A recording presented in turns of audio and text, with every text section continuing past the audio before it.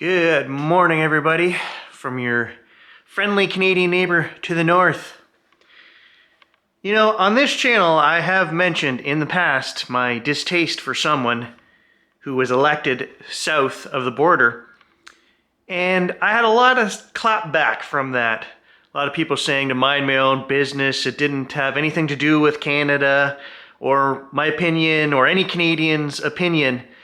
And you know, waking up this morning after a weekend where tariffs have now been slapped on my country of 25%, I have to say it is absolutely my business and a great concern not only to myself but the entirety of Canada. I have to make this video, I have to say it because you guys know I've done it in the past as a well-educated teacher, you know, a political follower of world news and things that are going on. I stay involved. I stay informed, educated. I've traveled the world to visit grave sites, you know, of fallen Canadian soldiers from World War I and World War II. I'm huge into history. And right now, guys, I have to say, I have a fear. I see things occurring that have happened in the past. And I've seen other people mention it too, so I'm not the only one to see things that are happening in the States now, deportations and all this talk about borders. Let's just talk about the border for a second here, guys. We have the longest unguarded border between two countries in the world. That's for a reason. We've always considered ourselves, basically, even though we are two separate countries, the closest of allies. We've never worried that we're going to be invaded from the south, and the south has never worried that they're going to be invaded from the north. Well, at least not since 1812 when we burned down your White House. But that put a kibosh to that nonsense, and we became friends. Until now. To have this tariffs dropped on us for no reason, right? Let's be honest. Let's talk about this for a second. I know you guys have heard it. If you're educated and paying attention, you've heard it. Less than 1%. Well, you know what it is? The true number of fentanyl crossing from Canada into the States is 0.2%. Not only that, let's mention, it's not being imported by Canadians. It's being imported by Americans. I don't understand what this nonsense is. What is the end goal here? Because not only has your new president slapped Canada in the face, they've slapped Mexico in the face. Mexico is your second biggest trading partner. By the way, Canada is a bigger trading partner than I believe it's Japan, France, China, and there's a fourth one. We trade that much more with you guys, right?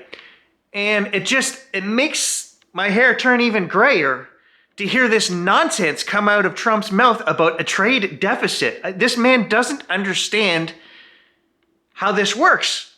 We don't have a trade deficit with you guys. We have a population that is 10 times smaller than you. So we therefore do not import the numbers that you import. It's actually very close. They say it's $50 billion. But if you look at the energy side of that, the oil and the electricity that we ship to you guys, it's minuscule. The trade amount is actually minuscule. And those are tangible things, right? Oil and electricity. And you're going to find that out when Canada either hikes the price. We've already, imposed 25% tariffs in retaliation, which we've had to do. We've been forced to do. We don't want to do that. It doesn't serve anyone, you or us, to have a 25% tariff on any goods. So this is why my brain cannot wrap around why this is happening.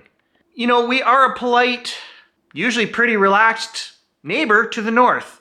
But I will tell you guys that the talk locally here on the news, in the local towns, well, not just across the country, okay? I can only speak from what I'm hearing locally. It's not good in terms of the boycotting that's going to be happening here. It's already started.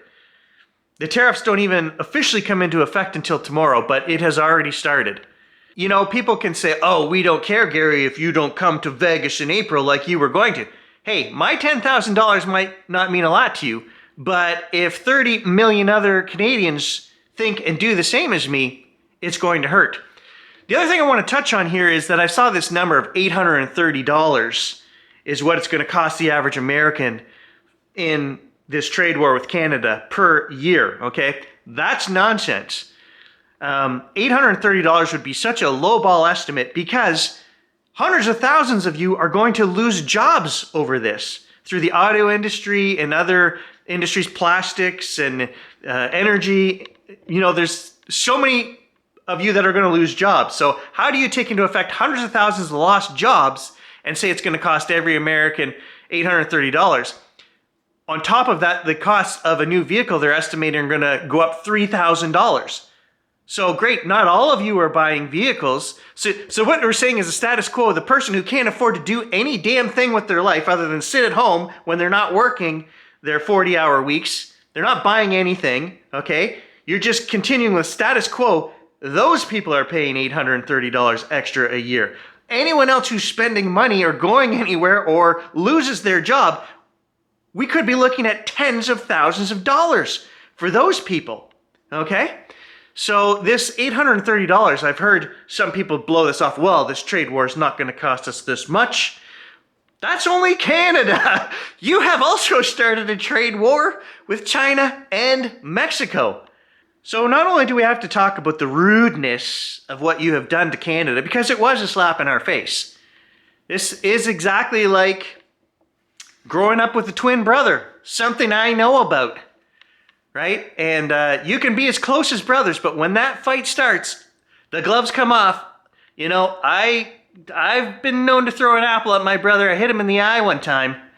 Oh yeah, you ask him about that. He started that fight, but I finished it. It's hard to even joke about this because it's so serious. I don't understand what's going on. And I know I've already cleaned house when I said that if we couldn't have a debate, that I didn't want some of you to even be bothered to be subscribed to my channel.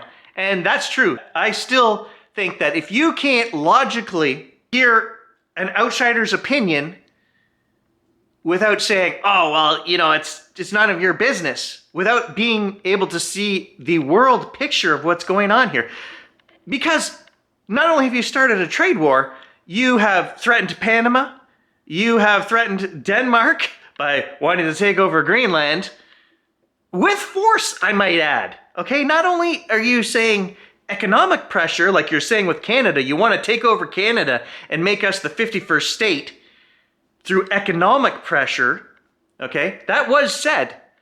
And I'll tell you that every Canadian right now is up in arms about that. We are not going to take lightly any more of these comments because we are a sovereign country who has worked for 150 years to attain sovereignty. And now this sovereignty is threatened by someone who wants to make their country great again by slapping all of their allies and friends and neighbors in the face. I have American friends, a lot of American friends actually, and all of them will say to me, we didn't vote for this guy. Right, but what are you doing to stop this madness is what I'm asking you. This is insane. I don't understand how a politician in power like this can be just let to run amok. There is something so wrong with your governing system if this is the case that you cannot reel in that this guy is threatening allies with physical force. We're going to take Panama. We're going to take that canal. We're going to make it the Gulf of America. We're going to take over Greenland. And we're going to economically force Canada into submission. Honestly, it's unfathomable. I just don't understand. And I just think, is this the next step? You know, does Mexico and Canada now have soldiers at the borders? Is this where we're going? We can't trust somebody that we thought was a brother? Betrayal is a big part of this. We feel betrayed. And we are becoming a united force. Within a matter of days, we have become a united force. And this is not going to end well for any of us. We're all going to pay more. And what is that going to do to the world economy? Like globally, this is going to have effects because now Trump is also threatening the European Trade Union. They're next, he says. So I don't understand how, as an American, you guys are not on day one shutting this down and saying, this is insane. I don't know what you're hoping to get out of this by pissing everyone off, basically stating that we're not allies anymore. Bringing in 150 years of brotherhood into question. I will say this one thing. I'm not a liberal. I've never voted liberal, so that's the first thing that you guys get wrong, is you think that Gary's some woke. No, I'm not. I don't disagree with Paul Olivier here in Canada, who would be our Conservative Party. You know, and some of you guys think, oh, Gary's a woke liberal, blah, blah, blah. Gary has never voted for the Liberal Party in his life, so you're wrong. You have to be a smart, well-informed, educated person to say, I like this policy, I like that policy. Where do we fall? If you are a person who backs your party and says, everything we do is correct and right, you're insane. You're part of the problem. And I have to ask you guys where it's going to stop. I've been concerned about this for years because, as I say, there were many things in the first term that occurred that were crazy and insane. And we all sat back with the popcorn and kind of laughed, because you have to understand how the rest of the world is viewing what's going on there. We don't understand it. We don't understand as a people how, even though half of you say you didn't vote for him, you're not doing anything right now to shut this down. It's just like everybody has just pulled the hood over their head and they're walking through the slums in the rain saying, oh, great, we're going to just have to suffer through 4 more years of this.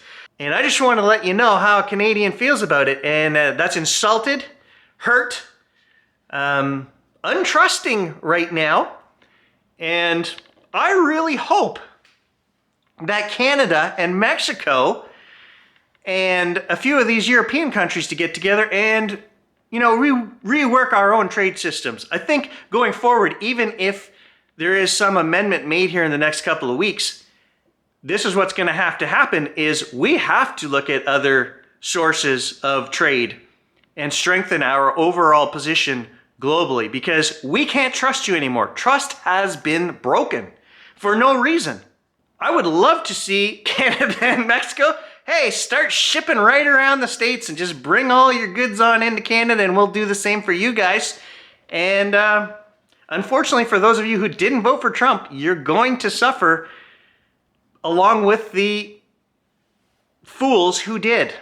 I have no other word for those people except fools, because that's what they are. They're fooling themselves by thinking that any good can come out of any of this nonsense that is occurring right now. There shouldn't be any surprises between neighbors. We should be sitting down and rationally talking about things, and for me to not let you know how I feel and what I'm thinking about this, it would be wrong. And as a people, you should be interested in hearing and seeing what other countries around the world are thinking and feeling. You have to maintain world relationships. And right now, I see America closing its borders to everyone. And this is a world in which that doesn't work anymore. Maybe back in 1930, that worked. But unless you're going to start putting troops at your northern and southern borders at great expense and cost, your economy is going to be crippled from this. There are a lot of people who are going to hurt from this. The fear that is being raised by these actions, the uncertainty of the unstable mind that is running the country to the south, is scary to us. Not only is that scary, but the fact that none of the cabinet around this person is willing to stand up and say, this is craziness. We have just gone to crazy town and we need to resolve this. Nobody is doing that, and that in itself is just as scary as the man at the helm. That is what the rest of us are thinking right now. Gary might be one of the few to actually to say it. It has to be said. You need to tell us what the plan is.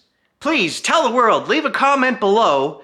What are you hoping to get by slapping these tariffs on your closest allies, threatening Panama, threatening Greenland, threatening the European Trade Union? What is the end goal here? Please inform us, tell us.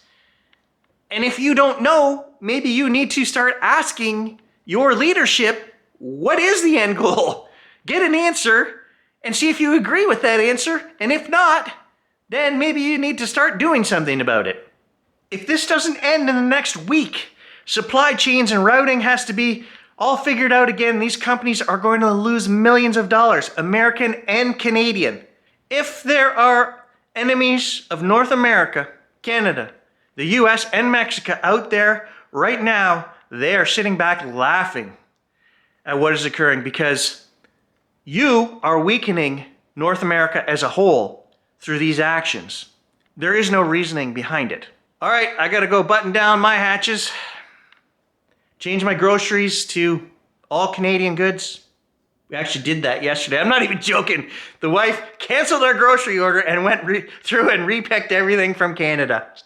I feel like that little brother, the younger twin who got knocked down into the dirt. I've picked myself up. I'm dusting myself off. And I'm about ready to start throwing down. Because I will not be bullied. And I think a lot of Canadians are feeling the same way right now.